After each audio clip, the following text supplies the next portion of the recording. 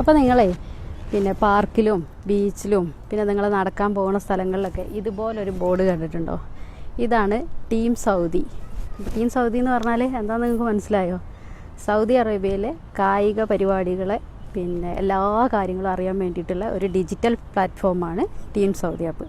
അപ്പോൾ നിങ്ങളുടെ പിന്നെ എക്സസൈസും ആക്ടിവിറ്റീസൊക്കെ ഒന്നും കൂടി കാര്യക്ഷമമാക്കാൻ വേണ്ടിയിട്ട് നിങ്ങൾ എന്ത് ചെയ്യുകയെന്ന് വെച്ചാൽ ഈ ആപ്ലിക്കേഷന് ഒന്ന് ഡൗൺലോഡ് ചെയ്യുക.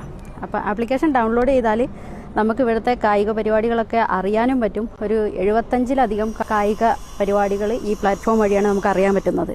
അപ്പം നിങ്ങൾക്ക് കിട്ടുന്ന ബെനിഫിറ്റ് എന്താ വെച്ചാൽ ഇത് നമ്മൾ ഡൗൺലോഡ് ചെയ്യുക, എന്നിട്ട് നമ്മൾ ഏത് ഗാഡ്ഗറ്റാണോ ഡൗൺലോഡ് ചെയ്യുന്നത് ആ ഗാഡ്ഗറ്റ് നമ്മൾ എക്സസൈസ് ചെയ്യുമ്പോഴൊക്കെ നമ്മളെ കൈവശം വേണം കേട്ടോ. എന്നാലാണ് ഇത് വഴിയുള്ള പോയിൻറ്റ്സ് നമുക്ക് കിട്ടുള്ളൂ.